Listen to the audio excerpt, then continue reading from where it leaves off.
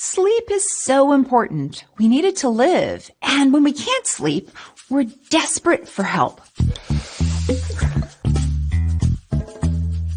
But lately, our fascination with sleep feels as if it's taken on an urgency. Do a quick internet search for sleep, and you'll find a slew of articles about how to make your sleep perfect. New gadgets, fancy alarm clocks, stay away from blue light. There are lots of services, products, and advice columns that tell us we're sleeping wrong. Not enough, not quality sleep, wrong position. Even worse, you might find scary messaging claiming that if you're not sleeping right, your life is going to be shorter. You're going to get all kinds of diseases. One of the biggest worries we have about our sleep is that we're not getting enough, and that anything less than 7 hours a night means that we're doomed to bad health. Everything from high blood pressure to Alzheimer's disease. But there are two flaws with this kind of messaging. The first flaw is that it's not completely accurate.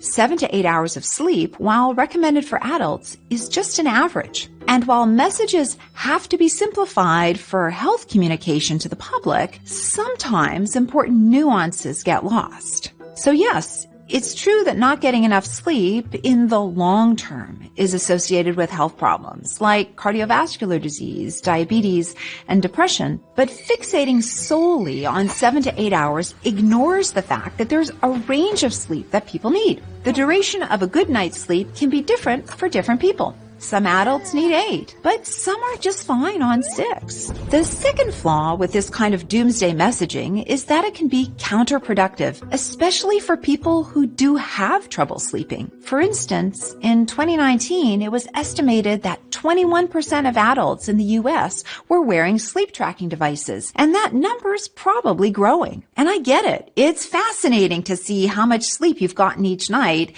and to know what part of your night was spent in deep sleep or dreaming. But having all of that sleep data is causing some people to become obsessed with it. So much so that it's leading to a condition some call orthosomnia, a preoccupation with the constant need to achieve perfect sleep. And this condition, ironically, is causing more sleep problems. Now, orthosomnia might be an extreme example, but the anxiety of not getting enough sleep is keeping some of us up at night. So here's what some experts are saying. Stop fixating on the number, because that can lead to unrealistic expectations of sleep.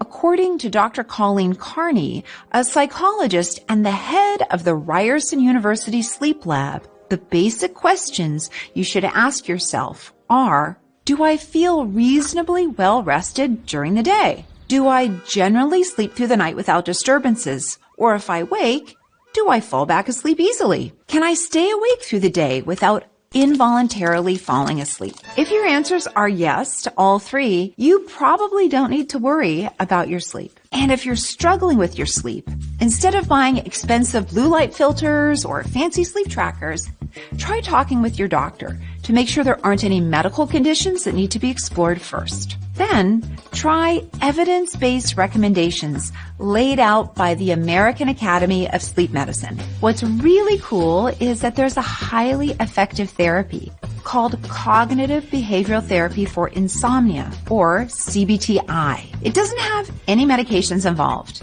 and it has a really low failure rate.